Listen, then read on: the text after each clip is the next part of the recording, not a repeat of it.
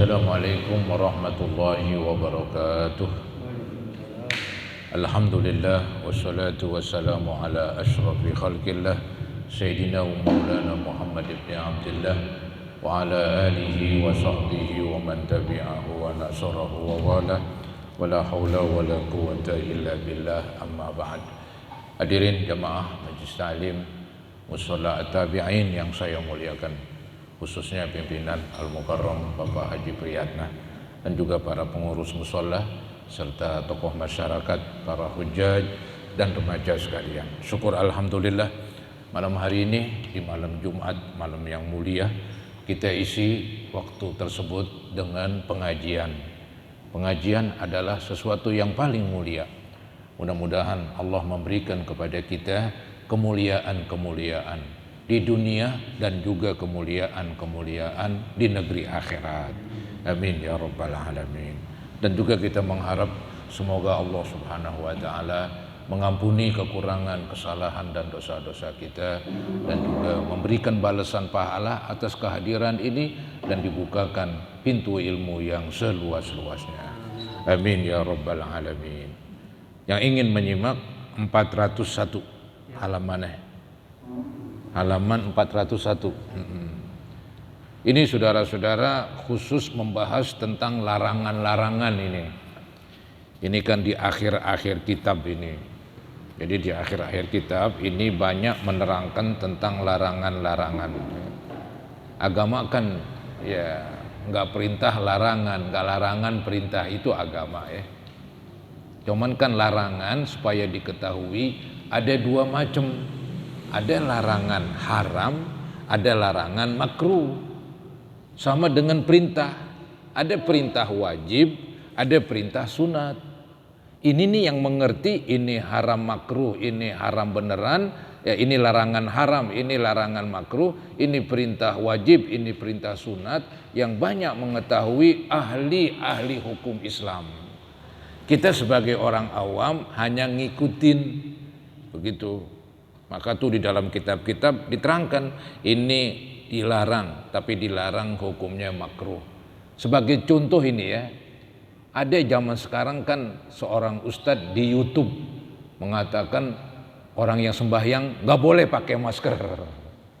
Mungkin pernah dengar, bahkan haram aja begitu. Nah, dia tuh pengen ngolah sendiri itu, memang ada larangan. Jadi Nabi melarang ketika orang sembahyang menutup mulut begitu. Ya kecuali lagi uap, lain urusan itu. Ini nggak sangkan-sangkan nutup aja mulutnya lagi sembahyang. Itu dilarang. Tapi apakah larangan itu haram? Apakah larangan itu makruh? Kan begitu. Ya. Nah ini ada orang yang lain alirannya, dia bukan mazhab Syafi'i, dia mengatakan haram aja udah. Padahal dalam mazhab Syafi'i dan mazhab yang lain itu mengatakan larangan menutup muka atau mulut ya ketika lagi sholat itu hukumnya makruh. Hukumnya makruh. Artinya kalau dikerjakan nggak dosa, cuman kalau ditinggalkan dapat pahala begitu. Itu hukum makruh. Dilanggar nggak ada dosa, tapi kalau ditinggalkan dapat pahala. Nah itu makruh dalam keadaan tidak darurat, dalam keadaan normal. Ya, dalam keadaan normal, dia nggak sangkan-sangkan kalau sembahyang nutup mulut begini. Ya, misalnya ini makruh. Nah sekarang dalam keadaan tidak normal, yaitu dalam keadaan darurat. Ya, pemerintah memerintahkan, bukan hanya pemerintah, WHO ya. Pokoknya ahli kesehatan memerintahkan supaya pakai masker, sehingga orang yang punya penyakit ya menular seperti yang sekarang ramai ini corona ya, itu nggak menularkan kepada orang lain lantaran dipakai masker. Kalau dia bebatu, kalau dia mengeluarkan droplet, istilahnya percikan-percikan, paling ngumpul di masker. Kalau nggak pakai masker, di ngomong ke sono, ngomong kemari, habis semuanya ketularan. Padahal tuh orang nggak merasa sakit. Ini yang disebut OTD, orang tanpa gejala. Dia udah positif corona, cuman nggak ada gejalanya, lantaran fisiknya kuat. fisiknya kuat ya, tapi kan anak muda, fisiknya kuat ya. Orang tua berat tuh dah. Ya, kalau masih muda tuh fisik kuat. Kena corona, dia tenang aja. Padahal kalau diperiksa, kena. Dia nggak pakai masker, ngomong sono, ngomong kemari, ketemu sono, ketemu kemari, habis diubek, semuanya orang kena itu. Itu yang serem itu. Maka pakai masker jadi wajib lah untuk melindungi orang lain. Nah ini nih yang ulama, mungkin ulama Wahabi begitu, nggak boleh aja pakai masker lagi sembahyang. Silakan, nggak apa-apa pakai masker lagi sembahyang karena keadaannya darurat. Kalau nggak darurat tidak haram tapi makruh. Dia nggak ngerti tuh yang namanya larangan haram aja. Oh berat kalau begitu. Di dalam hadis, di dalam ayat Quran itu larangan bermacam-macam. Ada larangan haram, ada larangan itu yang godok, yang bisa ngolah tukangnya. Itu ahli-ahli hukum Islam. Ulama-ulama dulu itu. Dia bisa mengolah begitu. Kita sebagai orang awam hanya ngikutin aja. Nah ini nih judulnya ini tentang masalah larangan-larangan. Ada larangan haram, ada larangan makruh. Nanti kita lihat. Ada begitu, jangan mentang-mentang larangan haram aja. Mentang-mentang perintah wajib. Ada perintah wajib, ada perintah Kalau perintah wajib mesti dikerjain, nggak dikerjakan dosa. Perintah sunat dikerjain, dapat pahala. Nggak dikerjain, nggak dosa. Begitu. Jadi hukum ini ya berkisar kepada 4 ini nih, perintah wajib, perintah sunat, larangan haram, larangan makruh, ada 4. Tinggal 1 lagi itu yang namanya mubah. Mubah itu dilarang kagak, diperintah kagak, begitu aja. Seperti makan, mau kaget urusan inti. Mau tidur mubah. Mau tidur, mau nggak mau tidur silakan. Ya, begitu. Nah ini saudara-saudara, ini masalah beberapa larangan. Ya. Dimulai dengan ghibah. Ghibah ini disebut mengupat orang. Ya bahasa gampangnya ngomongin orang tuh bahasa gaul. Maksudnya ngomongin kejelekan orang. Cuman disingkat omongannya itu ngomongin asalnya ngomongin keburukan kalimat keburukan nggak disebut supaya ngomongnya singkat.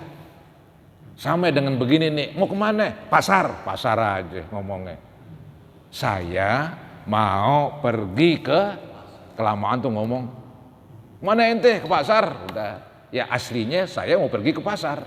Ada beberapa kalimat nggak disebut. Nah ini juga nih ngomongin orang, misalnya ngomongin keburukannya. Ya, itu yang namanya ghibah. Hukumnya haram, bukan makruh lagi, haram. Dikerjain dosa begitu. Ini memang keras di sini deh. Maka ntar tuh dalilnya keras ayat-ayatnya. Sama aja inti makan daging bangkai. Siapa yang mau makan daging bangkai? Udah daging bangkai, daging saudaranya lagi, daging orang. Udah orang saudaranya lagi, apa lu tega?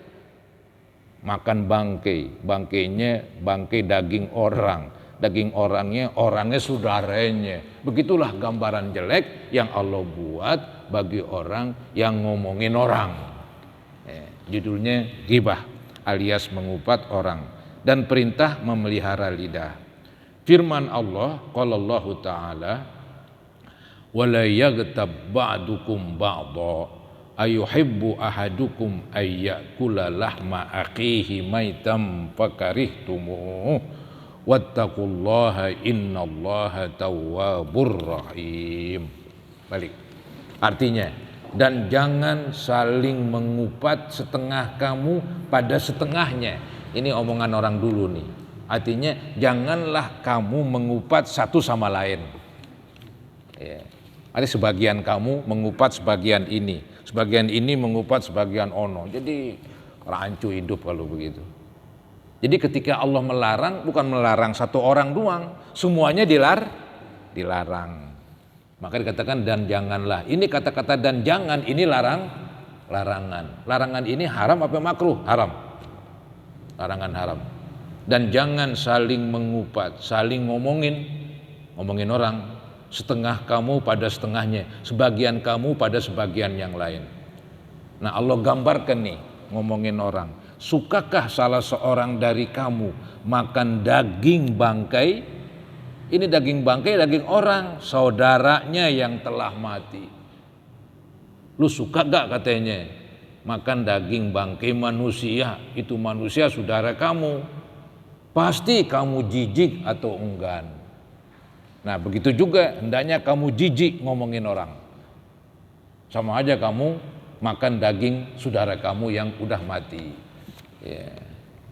Jadi daging yang masih seger juga nggak mau daging orang. Apalagi itu daging udah nggak seger alias bangke, elekan lagi. Boro-boro daging orang, daging yang biasa kita makan, sapi, kambing, kalau udah jadi bangke ya godek kita. Mendingan makan tahu, mendingan makan bulu ayam. Kan gesek mendingan ya. Jadi begitu saudara-saudara. Maka bertakwalah kamu kepada Allah. Disuruh bertakwa di sini. Jadi bertakwa itu dalam segala bidang. Apa itu bertakwa? Laksanakan perintah, tinggalkan larangan. Dalam hal ini tinggalkan larangan mengupat. Tetap bertakwa begitu. Arti tetap bertakwa, tinggalkan larangan-larangan tersebut seperti mengupat atau ngomongin orang. Maka bertakwalah kamu kepada Allah. Sungguh Allah menerima tobat dan pengasih. Yang pernah berbuat ya bertobat. Cuman repotnya nih, kalau kita ngomongin orang, udah sampai ke kupingnya, ini yang repot. Kita harus minta maaf sama dia. Itu yang repot. Ya, saya ngomongin kamu misalnya, saya bilang begini, begono, begitu. Ada yang nyampein, ente kesel aja dah. Saya ini dosa saya nggak hilang kecuali datang minta maaf dulu saya ngomongin kamu. Kalau dimaafin, kalau diogah ya udah di akhirat nanti di sidang begitu. Kalau belum sampai ke telinganya, ada ulama mengatakan bisa kita minta ampun kepada Allah buat dia. Karena tadi kita udah sakitin dia, kita ngomongin kejelekan dia, maka sekarang kan belum sampai tuh omongan kita. Ya, baru saya sama teman saya nggak sampein, dia ngerti begitu. Saya ngomongin orang tersebut belum sampai ke telinganya. Nah saya bertobat bagaimana? Saya minta ampun, ya Allah, ampunin saya dan ampunin orang yang tadi saya omongin. Disuruh kita berbuat baik, ya, ampunin dosa-dosanya, begitu. Baru tuh dah, ya bisa begitu. Itu kalau belum sampai ke telinganya. Jadi kalau orang punya keburukan tuh yang bagus bagaimana? Diomongin enggak? Dinasehatin. Caranya ya temuin empat mata. Mesti nasehatin depan umum. Kamu begini, begini, begitu, orang dengar semua. Terus beberin kejelekan orang. Ngomong empat mata pelan-pelan. Kalau perlu ajak ngopi. Enggak berani, ya udah kalau enggak berani jangan ngomongin di belakang. Supaya salah jadinya. Begitu agama, ini ajaran agama begitu. Ya. Jadi kalau kamu nggak berani nasehatin di depan, lu jangan tambahin ngomongin dia. Begitu. Ya udah, apa boleh buat. Nasehatin nggak berani, takut. Maka jangan berani juga ngomongin. Udah aja diem.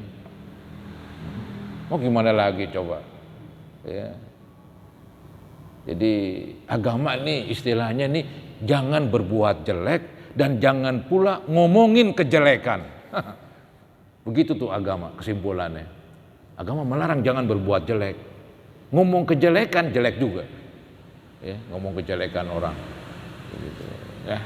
Jadi inilah saudara, ini yang paling berat memang. Maka nanti ada tuh hadis dosa yang paling banyak dosa lidah. Tangan saya nih belum nampar orang, belum ngambil duit orang, kaki belum menendang manusia, tapi mulut saya, ngomong apaan tuh dah dari pagi hampir malam, banyak. Ya kalau omongan bagus sih nggak apa-apa, tapi kalau omongan yang jelek-jelek, dosa mulu udah. Ini nih yang saya khawatir orang yang nggak ngerti, dosa mulut mulu. Kalau yang ngerti ini yang sering hadir, dia tahu sekurang-kurangnya ada remnya, walaupun nggak pakem. Lumayan, yang repot orang yang nggak pernah ngerti masalah ini, nggak pernah denger, dia merasa udah baik aja tuh, ya ampun dosa mulu tuh di lidah. Kebanyakan dosa itu lidahnya. Ya. Maka disinilah saudara-saudara bahwa jaga lidah paling susah. Gampangan jaga tangan, ini lidah paling sulit. Maka kata orang lidah itu tidak apa dia? Tidak bertulang, jadi enteng. Cuap-cuap ngomong gampang aja. Nah, lidah itu lebih tajam daripada pedang, begitu. Ya, pedang kan tajam, ini lebih tajam lagi ini, menusuk orang banyak, cuman ngomong doang begitu. Maka dalam Islam jaga lidah kamu. Boleh ngomong kalau ada maslahat, boleh ngomong kalau membawa kebaikan, kalau enggak mendingan diam aja. Begitu agama, pakai masker terus mendingan. Biar nggak ngomong. Ini yang paling berat para hadirin, saya akuin ini. Terus terang aja, maka saya ngomong apa adanya ini. Ini juga nasihat buat saya. Ya. Baik, tadi surah Al-Hujurat ayat 12. Firman Allah, wa qala ta'ala, wa la taqfu ma laysa laka bihi ilm. Inna sam'a wal basara wal fuada kullu ulaika kana anhu mas'ula. Dan jangan mengikuti apa yang kamu tidak mengetahuinya. Maksudnya apa ini? Sesuatu yang kita nggak tahu, kita jangan ikut campur ngomong. Ntar salah buatannya, salah ngomong begitu. Lidah nggak bertulang. Jadi ngomonglah yang kita mengerti dan ngomonglah omongan yang bermanfaat begitu. Kalau kita nggak ngerti masalah, kita nggak usah ngomong. Takut ntar salah lidah itu, terpleset lidahnya. Ada kata orang terpleset kaki paling seleo, diobatin relatif ya sembuhlah cepat begitu. Tapi terplesetnya lidah bisa jadi leher orang putus. Gara-gara omongan. Serem juga tuh lidah.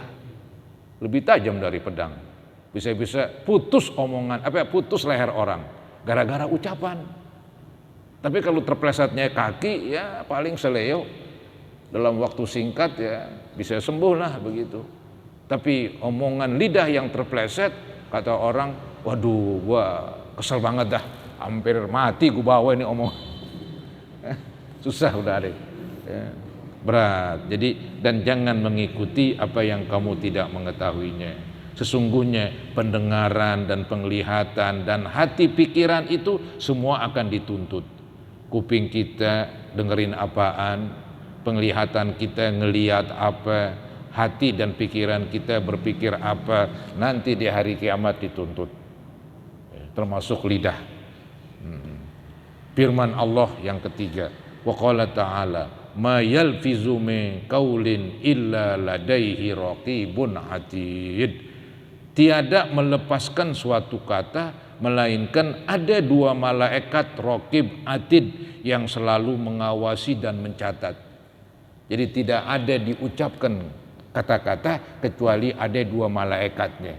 Kalau kata-katanya baik ditulis ame malaikat raqib. Kalau kata-katanya jelek ditulis ame malaikat atid. Ada dua malaikat. Ini sih bukan kata-kata, apa aja. Semua perbuatan ada tulisannya, ada bukunya. Nanti di hari kiamat, nih lu baca ini buku lu. Kita nggak bisa mengelak udah. Susah. Kalau kita tobat dihapus. Begitu. Kalau kita nggak tobat ada terus tuh catatan. Catatan merah. Ya, ada semua. Nanti di hari kiamat dikasihin. Itu berat itu. Ini ayatnya nih, ma yalfizu min qaulin illa ladaihi raqibun atid. Tiada melepaskan suatu kata melainkan ada dua malaikat raqib atid yang selalu mengawasi dan mencatat. Seharusnya tiap orang mukallaf memelihara lidahnya. Ya, peliharalah lidah kita begitu.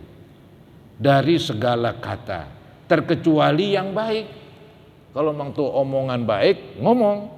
Kalau enggak, jangan. Maka tuh sebaiknya tuh katanya orang yang pandai otaknya di depan, mulutnya di belakang. Otaknya di depan, mulutnya belakang. Artinya pikirin dulu, baru ngomong. Ini jangan dibalik, di ngomong sono, ngomong kemari, pulang-pulang dipikirin. Iya, tadi gua ngomongin apaan ya? Gua ngomong begini, aduh.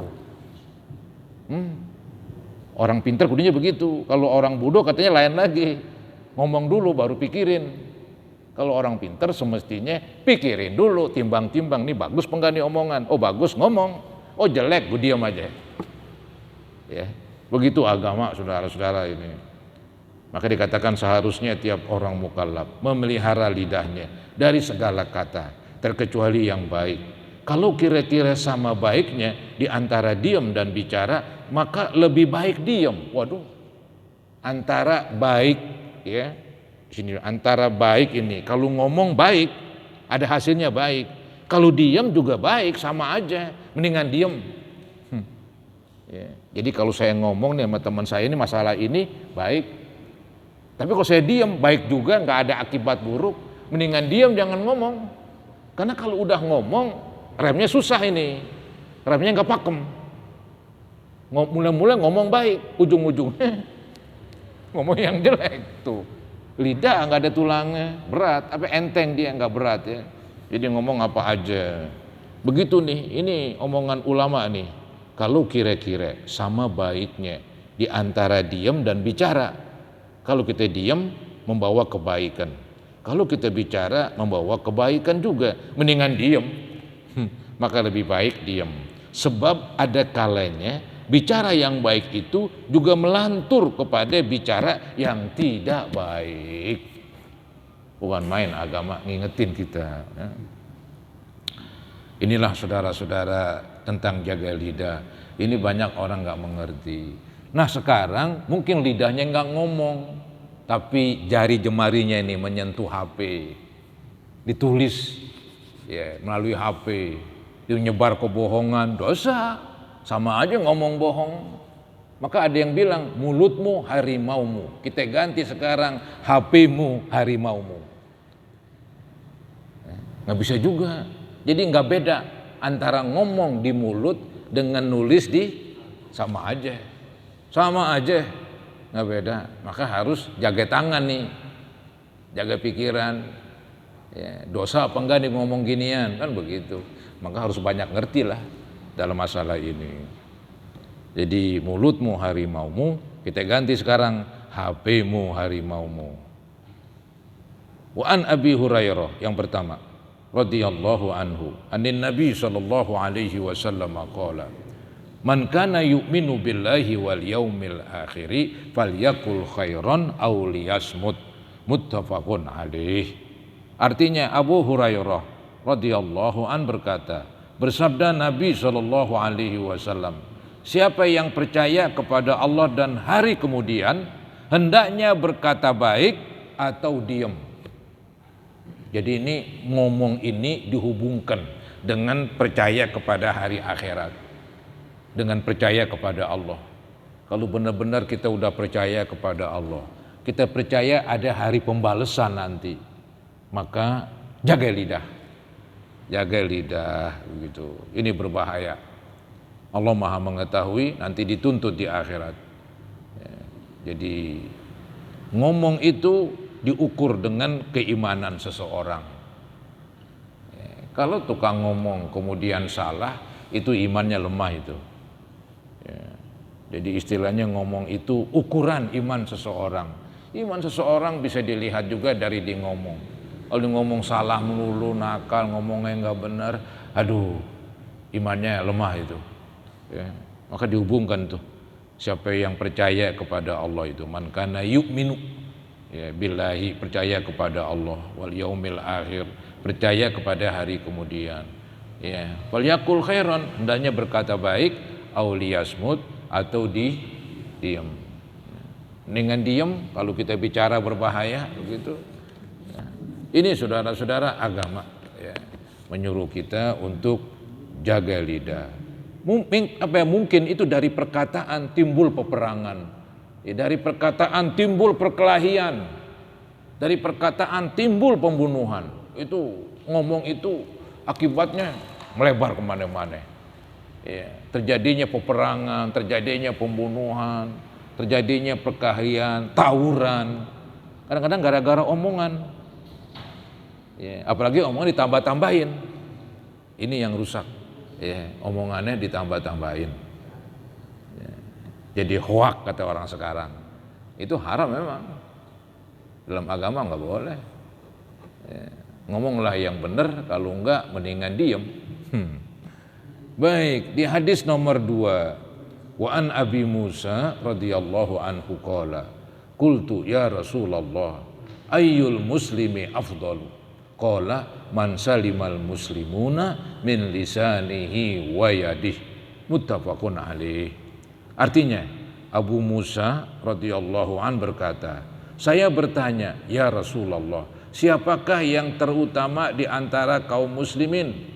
Artinya siapa ini orang Islam yang paling afdol, ya, yang paling besar pahalanya, yang paling bagus? Siapa itu? Nabi menjawab bagaimana? Jawab Nabi, apa? Siapa yang selamat semua orang muslim dari lidah dan tangannya.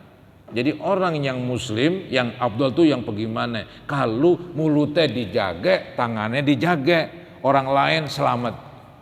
Maksudnya orang lain gak disakiti dengan tangannya, orang lain gak disakiti dengan itu tuh orang tersebut jempol. Ini emang tangan ame mulut, emang pertama sih mulut, kedua tangan lagi nih, yang banyak kerjaannya. Kalau mulut emang banyak banget kerjaannya tuh dia. Ya. Sampai-sampai kalau kita bandingin nih antara kita ngomong ya dengan kita nangis, kayaknya banyak kan ngomong sama nangis. Nangis jarang, tapi ngomong udah banyak banget. Ya, begitu. Maka nih seseorang dikatakan afdol Islamnya kalau dia bisa menjaga lidahnya dan bisa menjaga tangannya. Ya, ini memang berat tantangan ini. Ini kedengarannya pahit, tapi mesti kita tahu agar kita selamat begitu. Kalau kita nggak tahu, bagaimana dong kita melaksanakan aturan agama? Ini aturan agama dan ini hukumnya haram kita mengganggu orang dengan mulut kita, dengan tangan kita. Berarti wajib menjaga mulut dan wajib menjaga tangan. Nomor 3, tadi hadis Bukhari Muslim.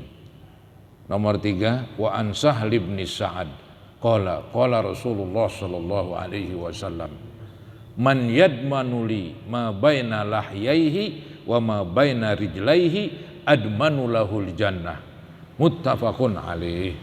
Artinya Sahal bin Sa'ad radhiyallahu an berkata, Rasulullah sallallahu alaihi wasallam bersabda, siapa yang berani menjamin padaku keselamatan apa yang di antara dagunya, yang di antara dagunya lidah. Nih bisa gak nih jaga nih yang antara dua dagunya ini? Dan yang di antara pahanya kemaluan, maka saya jamin baginya sorga. Siapa yang mau jamin nih kepada saya, dia siap menjaga yang di antara dua lidahnya, siap menjaga yang di antara dua pahanya, saya jamin masuk sorga. Begitu kata Nabi. Yaitu itulah lidah kita ini. Allah ciptakan lidah kita ini diapit ya, oleh bibir, oleh dua tulang supaya nggak nakal begitu, diapit. Juga kemaluan diapit kedua paha supaya nggak sembarangan. Begitu saudara-saudara. Ya, jadi ada bentuk tubuh kita ini memberi isyarat supaya jaga tuh kemaluan, jaga tuh lidah. Ya, Allah sudah buat sedemikian rupa diapit. Ya. Jangan sampai sembarangan begitu. Maka Nabi ini sebutin tuh. Ya, dibilang apa tadi? Siapa yang berani menjamin padaku keselamatan apa yang di antara dagunya, itu lidah. Dia mau menjaga nih supaya lidahnya selamat begitu. Dan yang di antara pahanya itu kemaluan, maka saya jamin baginya sorga. Hadis Bukhari Muslim. Artinya kalau sanggup menjaga lidah dan kemaluan melainkan dalam bagian yang halal, maka Nabi sanggup menjamin baginya sorga. Ya, kalau ngomong yang baik silakan begitu, berhubungan kepada istri silakan, yang nggak boleh kan yang haram.